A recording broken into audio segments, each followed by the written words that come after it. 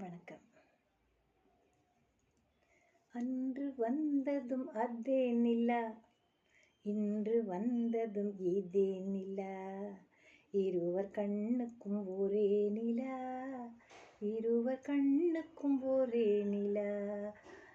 என்னடா அது திருக்குறளை எடுத்துக்கிட்டு நிலா பற்றி பாட்டு பாடுறியான்னு கேட்காதீங்க.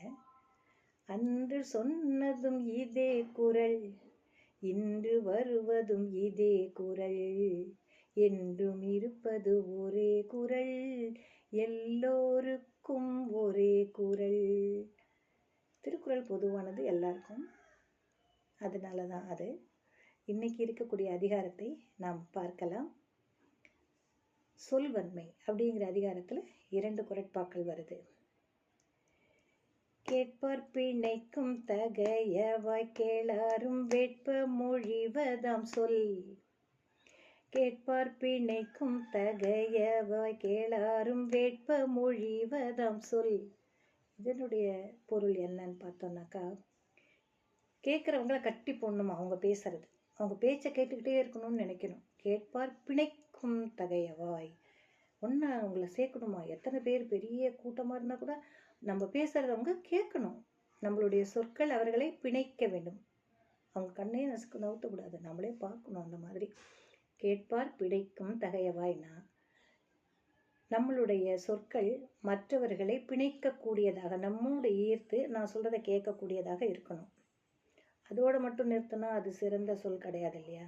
கேட்காதவங்களும் இருப்பாங்கல்ல. கேளாரும் வேட்ப மொழிவதாம் சொல். அது அலட்சியமாக அதெல்லாம் கேட்கணுமா அப்படின்னு போகிறவங்க கூட ஒரு செகண்ட் நின்று என்னதான் சொல்கிறான் பார்க்கலாமேன்னு பார்க்கணுமா. வேட்ப மொழிவதாம் சொல், அதுதான் இதனுடைய முக்கியமான பொருளை ஒரே லைனில் நம்ம பார்த்துடலாம். கேட்பாரை கவரும்படியாகவும் கேட்காதவர்கள் கூட ஒரு நிமிஷம் நின்று அதை கவனிக்கிற மாதிரியும் சொற்கள் சொன்னால் அதுவே சிறந்த சொல்லாற்றல் என்று வள்ளுவனார் கூறுகிறார். அடுத்த குறளுக்கு போலாமா. சொல்லுக சொல்லை பிரிதொரு சொல், அச்சொல்லை வெல்லும் சொல் இன்மையறிந்து. சொல்லுக சொல்லை பிரிதொரு சொல், அச்சொல்லை வெல்லும் சொல் இன்மையறிந்து.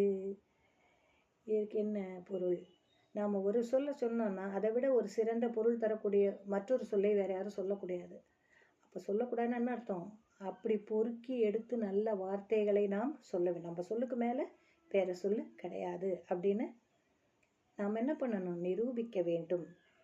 இதுவே சொல் வன்மையாக கருதப்படுகிறது. நாளைக்கு பார்க்கலாமா?